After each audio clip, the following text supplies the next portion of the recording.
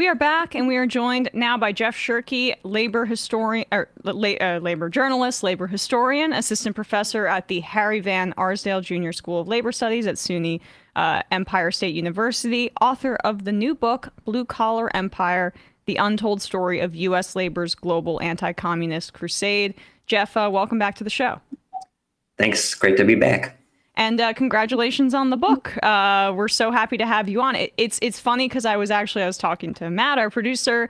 I was like, is there a good book that you can recommend to me about that isn't entirely biased in this regard about labor and even the AFLCIO in particular and its connection with Hoffa and some of and organized crime in that regard? And he was like, oh, Jeff's coming out with a new book, and it's particularly about the CIA and the Cold War in this in this area. But it is really, I think, the first time I've read a history of the labor movement in this way that isn't just basically about corruption broadly and nails down how the labor movement or the AFL-CIO in particular had this connection with the government that resulted in this degradation over these years.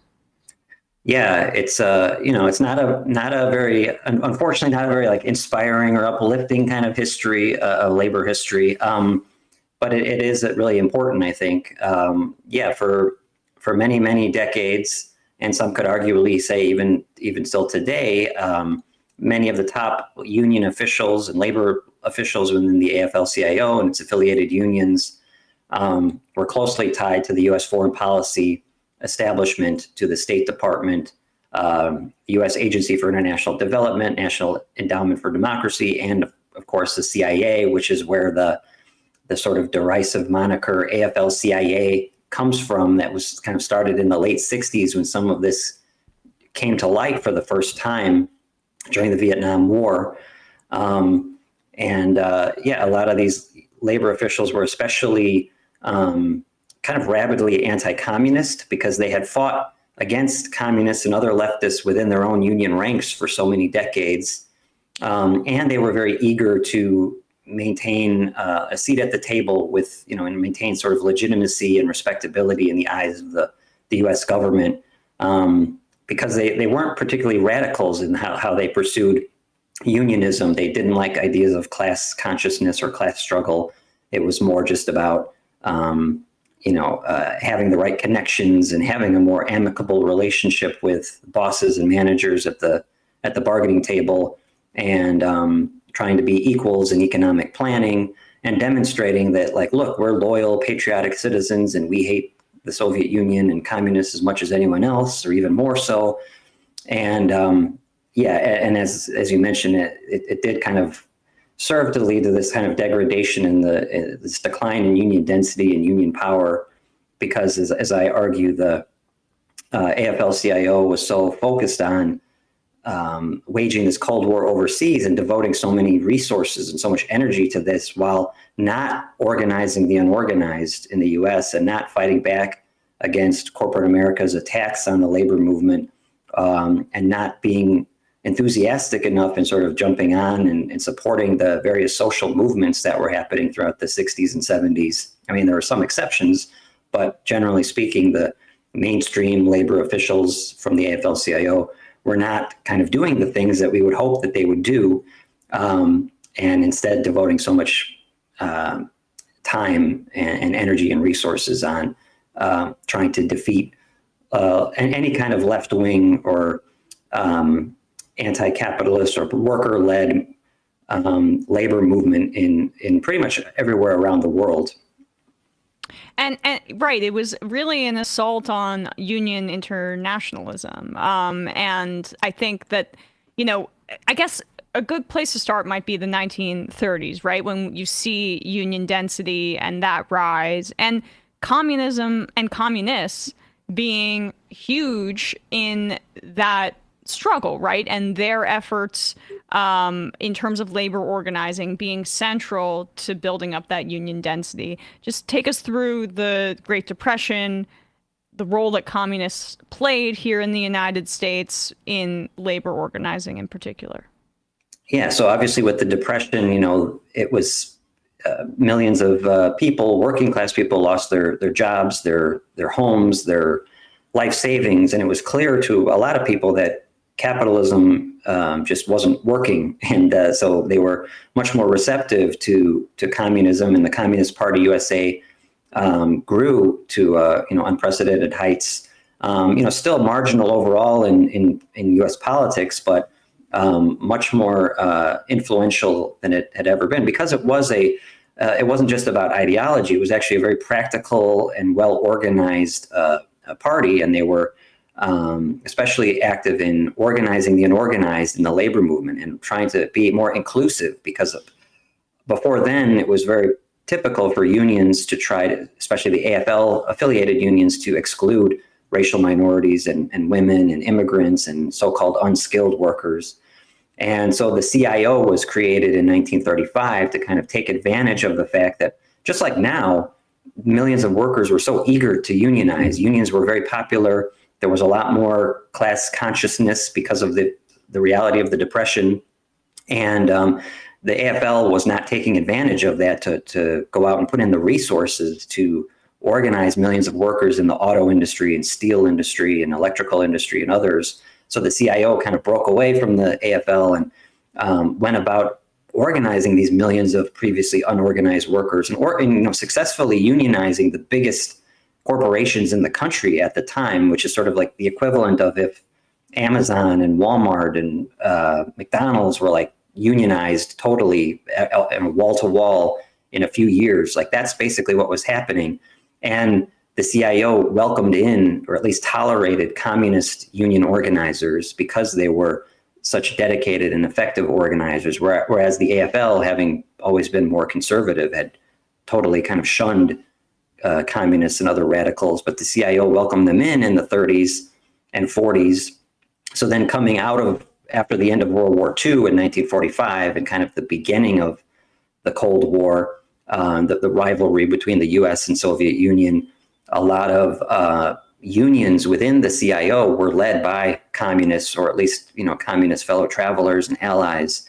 And they were not eager to have this Cold War standoff. They thought this would only serve to benefit corporate America by being able to divide the working class and focus more on, militarism and war and imperialism. And the CIO leader, non-communist leaders, kind of made a political calculation. And obviously this is the period of McCarthyism and the Red Scare and the Taft-Hartley Act being passed, this broad anti-union law. So the CIO's non-communist leaders made this calculation that they would be better off just purging all the communists and expelling 11 communist-led unions from the CIO.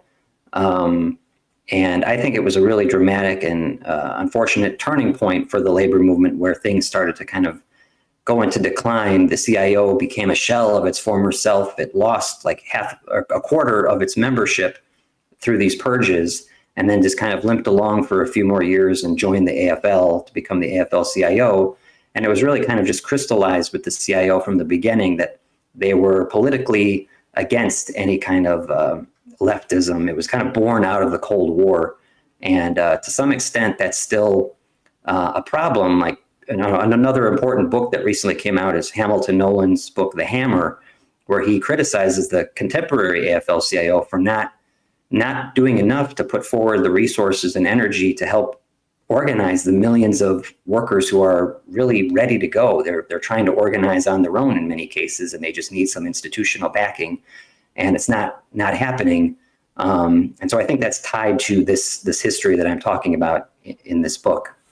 And the post-war period, that is right when Taft-Hartley also gets passed as well. So speak about that effort to, after World War II, discipline labor and how that coincides with this change in the AFL-CIO as well.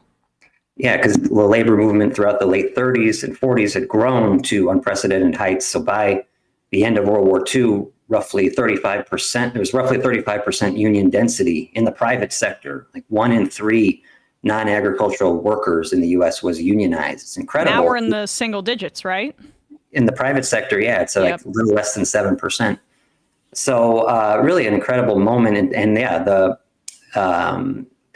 corporate America and the Republicans, business elites, and this was after years of the New Deal, as well as a lot of economic controls put in place during World War II. And so the business elites were like really eager to clamp down on the power of labor, especially after late 45 and 1946, the biggest strike wave in U.S. history, 5 million workers on strike to make sure that they could maintain good wages amid inflation after the war. And partly there was kind of this backlash to all these strikes. In 1946, the midterm elections that year, the Republicans took control of Congress for the first time since before the New Deal had started. And this Congress members included people like Joseph McCarthy and Richard Nixon and others like ardent anti-communists who were eager to make a name for themselves. And they directly tied opposition to the Soviet Union to opposition to the labor movement here at home, and passed the Taft-Hartley Act in 1947 over President Truman's veto. And the Taft-Hartley Act included all kinds of anti-union provisions saying unions cannot engage in the kind of militant strike actions that, like the sit-down strike, that had helped lead to all this union growth.